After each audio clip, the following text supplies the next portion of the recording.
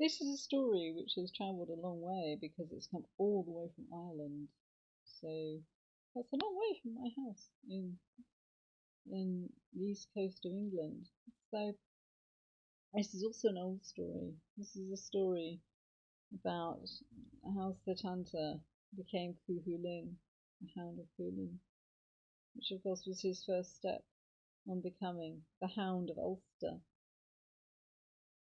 When Setanta was born, a prophecy was made. I don't know who by, but I like to think it was by the village wise woman, by the village midwife. She said, one day his name will be on everyone's lips. The bards will sing of his deeds. When Setanta came of age, when he was almost ready to begin a boy's journey to manhood, his parents sent him to the north of Ireland, to Ulster, for in those days it was common to foster a son, to send him to someone else. And it was there that Setanta began to learn the arts of war.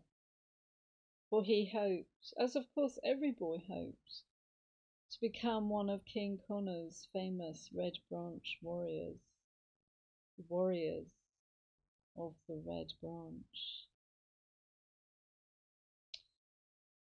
Setanta was slight and small for his age, but he more than made up for this with determination and skill.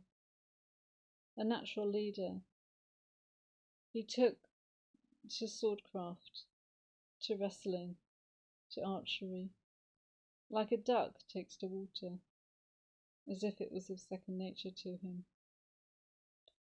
There came a day when Connor and the Red Branch warriors were planning to ride off to the house of Cuchulainn, the house of the blacksmith. And they asked Setanta to come with them. But Setanta said, we haven't finished our game yet. We haven't won. For Setanta was leading a team of boys in a game against another team. And so Connor and the Red Branch warriors said, we will see you at Cuchulainn's house. You know the way. So they rode off,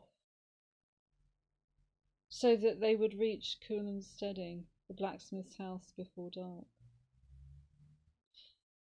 When they arrived there, Cuchulainn had already brought his cattle, brought his cows inside the stockade, behind the fence, and they were already being guarded by Half-Wolf, his ferocious, his fierce, fighting dog, fighting hound.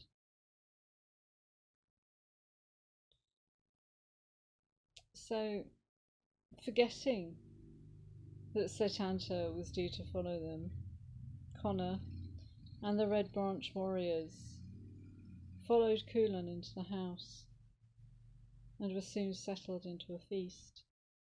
So, when Setanta, who had ridden slowly through the twilight, had ridden slowly through the dusk, a time that is neither day nor night, when it is difficult to see, for the moon had not yet risen, Setanta found that the gate was closed against him.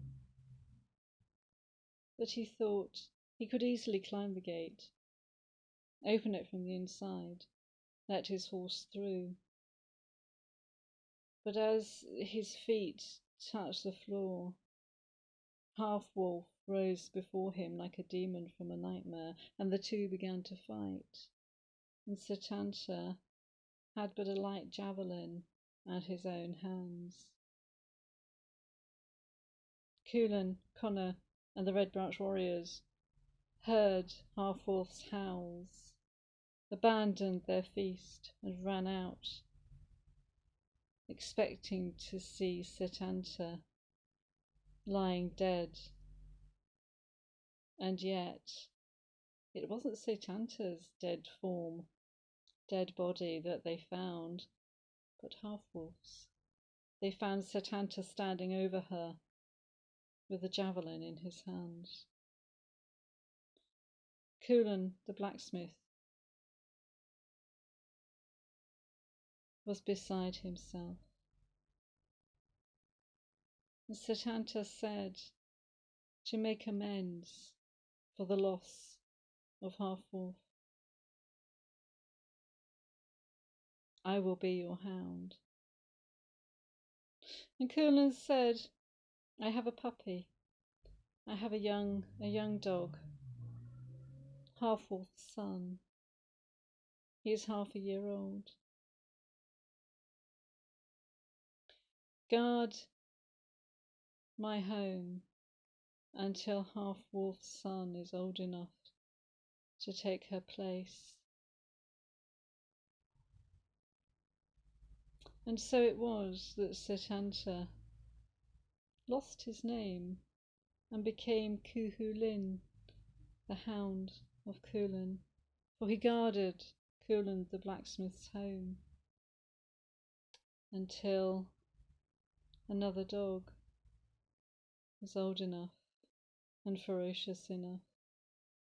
And in later years he became the Hound of Ulster, and it was as such that his name was on everyone's lips, and as such that the bards sang of his many deeds. So the prophecy came to pass, as of course in stories, prophecies always do. For more stories, please do subscribe to my channel and do listen to stories and tell them, because they like to travel and they like to be told. And I hope to see you again soon, and do enjoy all the stories that you hear of strange events and magical creatures. Tell stories. It makes people happy.